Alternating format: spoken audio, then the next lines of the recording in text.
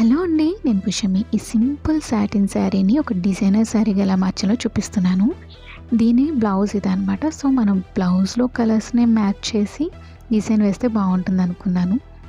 So, వీటితో పాటు కొంచెం టిప్స్ అండ్ ట్రిక్స్ కూడా ఈ వీడియోలో షేర్ చేస్తాను. అలానే ఇది ఎవరికి సూట్ అవుతుంది, ఏ సీజన్‌లో వాడొచ్చు, ఇవన్నీ కూడా నేను మెన్షన్ చేస్తాను. సో, లేట్ చేయకుండా వీడియో స్టార్ట్ చేసేద్దాం.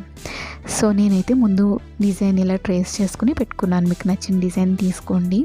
ఫస్ట్ అయితే నేను బేస్ కోట్ వేస్తున్నాను.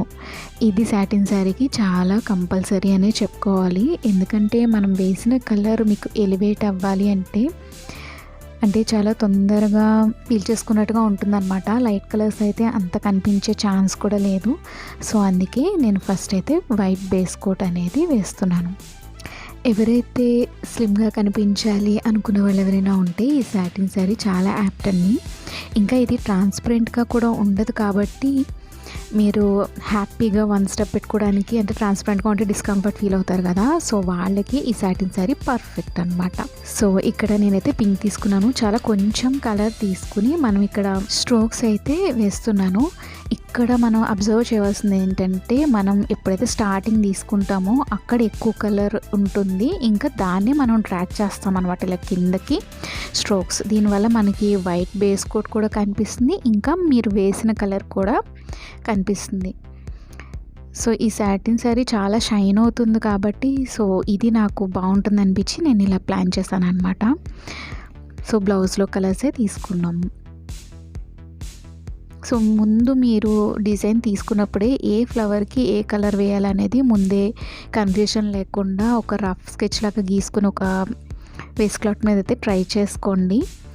లేదు మాకు గుర్తుంటుందంటే ఓకే. చూసారు కదా, బ్రష్లు తీసుకున్న తర్వాత నేను దాన్ని తుడిచేసినట్టుగా చేశాను, ఎక్కువ కలర్ రాకూడదు. సో ఇక్కడ మనకి చూడండి ఇలా స్ట్రోక్స్ ఎలా కనిపిస్తున్నాయో. సో పైన బ్రష్ నొక్కు పెట్టినట్టు పెడతాము, తర్వాత పైకి వెళ్ళే కొద్దీ తేల్చాలన్నమాట. ఒకే ప్రెషర్ ఉండదు. స్టార్టింగ్ కొంచెం ప్రెషర్ పెడతాము, తర్వాత లైట్గా రిలీజ్ చేసేయాలి. మీకు ఇందులో చూస్తే అర్థమవుతుంది కదా. సో ఈ కలర్ అయితే మాత్రం నేను పింక్ ఇంకా క్రిమ్సన్ రెడ్ రెండు మిక్స్ చేసి కలర్ వచ్చిందనమాట. సో మనం అన్ని కలర్స్ కొనాలని పెట్టుకోవద్దు, మనకు అందుబాటులో ఉండే కలర్స్ తోటే మనం చేసుకోవచ్చు. సో ఇలా నేను అంతా షేడింగ్ అంతా చేసిన తర్వాత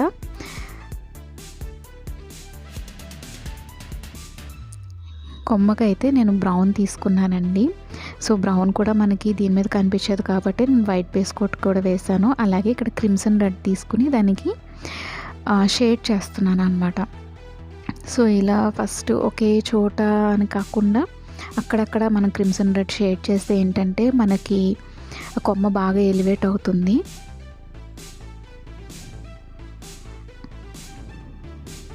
సో పూర్తిగా బ్రౌన్ ఒకటే డార్క్ బ్రౌన్ బాగోదు అనిపించి నేను ఇలా క్రిమ్సన్ కూడా యాడ్ చేశాను అనమాట. కొంచెం లైట్గానే తీసుకోవాలి క్రిమ్సన్, చాలా కొంచెం. బ్రౌన్ పూర్తిగా వేస్తాం కాబట్టి క్రిమ్సన్ చాలా కొంచెం వేస్తే ఆ షేడ్ వచ్చేస్తుంది. సో ఇంకా నేను లీవ్స్కి గ్రీన్ తీసుకున్నాను. మీరు అబ్జర్వ్ చేస్తే ఇక్కడ నేను వైట్ బేస్ కోట్ వేయలేదు, ఎందుకంటే లైట్ గ్రీన్ దీనికి సూట్ అవ్వదు కాబట్టి, గ్రీన్ డార్కే కాబట్టి ఇది బాగానే కనిపిస్తుంది. సో అందుకని నేను ఈ గ్రీన్ అయితే తీసుకున్నాను అనమాట. సో తర్వాత నేను చేసింది ఏంటంటే, ఏ ఫ్లవర్ ఏ కలర్ అయితే తీసుకున్నానో అదే కలర్తో నేను ఇక్కడ అవుట్లైన్ అయితే గీస్తున్నాను. సో నేను బ్లాక్ అది వేయడం లేదు, ఏ కలర్ తీసుకుంటే ఆ కలర్ని ఎలివేట్ చేస్తున్నాను అనమాట. ఈ సాటిన్ శారీకి నాకు బ్లాక్ బాగోదు అనిపించింది, అందుకే నేను ఇలా చేస్తున్నాను. మీకు కావాలంటే 3D అవుట్లైనర్స్ కూడా వాడుకోవచ్చు. సో ఇలా డీటెయిలింగ్ చేసుకుంటే కొంచెం టైం పడుతుంది, కానీ చెప్పాను కదా డిజైనర్ శారీ అని. సో మీ దగ్గర ఉన్న శారీ ఇంకొకరి దగ్గర ఉండదు, అదే ఫ్యాబ్రిక్ పెయింటింగ్లో ఉన్న మ్యాజిక్. సో బ్లూకి బ్లూయే తీసుకున్నాను. మీరు అందరిలోకి యూనిక్గా కనిపించాలి అంటే ఇలా శారీ డిజైనింగ్ చేసుకుంటే చాలా బాగుంటుందండి. నాకు శారీ డిజైనింగ్ అంటే ఇష్టం.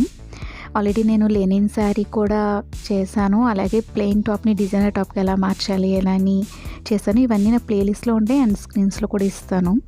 సో నెక్స్ట్ అయితే నేను కాటన్ శారీ మీద స్ట్రోక్ పెయింటింగ్ చూపిస్తాను. సో మీకు ఈ వీడియో నచ్చితే మాత్రం లైక్ చేయండి, అలాగే పెయింటింగ్ ఇంట్రెస్ట్ ఉన్న వాళ్ళకి షేర్ చేయండి, నా ఛానల్ని సబ్స్క్రైబ్ చేసుకోండి. సో నేను ఇక్కడ కొమ్మల్ని వీటిని ఎలివేట్ చేయడానికి మాత్రం బ్లాక్ తీసుకున్నాను. సో చూసారు కదా ఎంత అందం వచ్చిందో. ఏదైనా అవుట్లైన్ వేస్తే ఆ లుక్కే వేరు. చిన్న చిన్న ఫంక్షన్స్కి, బర్త్డే పార్టీస్కి ఈ శారీ చాలా బాగా సూట్ అవుతుంది. సో ఇలాగే మొత్తం ఎక్కడెక్కడ బ్లాక్ ఎలివేట్ చేస్తే బాగుంటుంది అని అనుకున్నాను, అక్కడక్కడంతా బ్లాక్ ఎలివేట్ చేశాను అనమాట. ఫ్లవర్కి సేమ్ కలర్ చేసాం కదా, కానీ ఆకులకి వీటికి మాత్రం మనం బ్లాక్ అయితే యూస్ చేసాం. ఈ డిజైన్ని ఇంకొంచెం ఎలివేట్ చేయడానికి అయితే నేను 3D అవుట్లైనర్ వైట్ తీసుకున్నాను. దానితో మధ్యలో ఇలా గీసాను అనమాట, దానివల్ల ఇంకొంచెం అయితే ఎలివేట్ అవుతుంది.